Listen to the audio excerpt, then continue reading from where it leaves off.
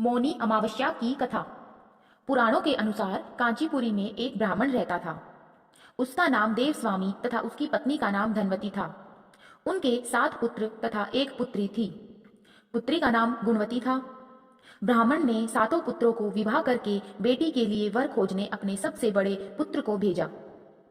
उसी दौरान किसी पंडित ने पुत्री की जन्म कुंडली देखी और बताया, सप्तपदी होते होते यह कन्या विधवा हो जाएगी। तब उस ब्राह्मण ने पंडित से पूछा कि पुत्री के इस वैधत्य दोष का निवारण कैसे होगा। पंडित ने कहा, सोमा का पूजन करने से वैधत्य दोष का निवारण हो जाएगा, यह दोष दूर होगा।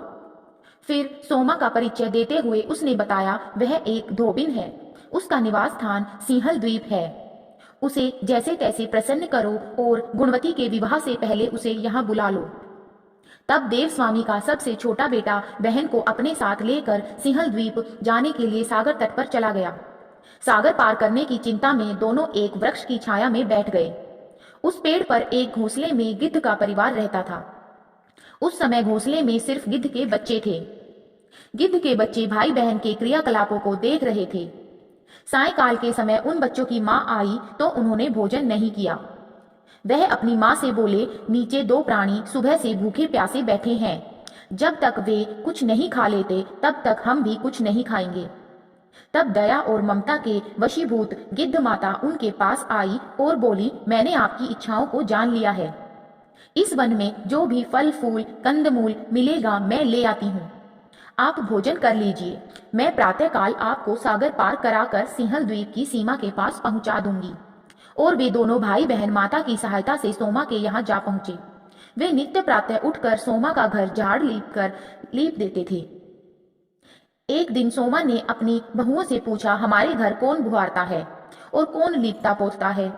सबने कहा, हमारे सिवाय और कौन बाहर से इस काम को करने आएगा। लेकिन सोमा को उनकी बातों पर विश्वास न हुआ।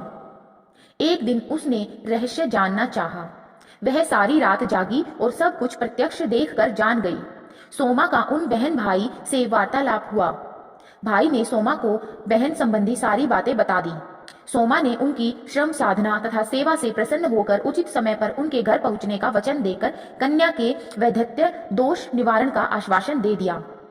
मगर भाई ने उससे अपने साथ चलने का आग्रह किया। आग्रह करने पर सोमा उनके साथ चल दी। चलते समय सोमा ने बहुओं को कहा, मेरी अनुपस्थिति में यदि किसी का देहांत हो जाए तो उसके शरीर को नष्ट मत करना, मेरा इंतजार करना। और फिर सोमा बहन भाई के साथ कांचीपुरी पहुंच गई। दूसरे दिन गुणवती के विवाह का कार्यक्रम तय हो गया। सप्तपदी होते ही उसका पति मर गया। सोमा ने तुरंत अपने संचित पुण्यों का फल गुणवती को प्रदान कर दिया। तुरंत ही उसका पति जीवित हो उठा। सोमा उन्हें आशीर्वाद देकर अपने घर चली गई। उधर गुणवती को पुण्य फल देने से सोमा के पुत्र जमाता तथा पति की भी मृत्यु हो गई। सोमा ने पुण्य फल संचित करने के लिए मार्ग में पीपल वृक्ष की छाया में विष्णु जी का पूजन करके 108 परिक्रमाएं की। इसके पूर्ण होने पर उसके परिवार के मृतक जन जीवित हो उठे।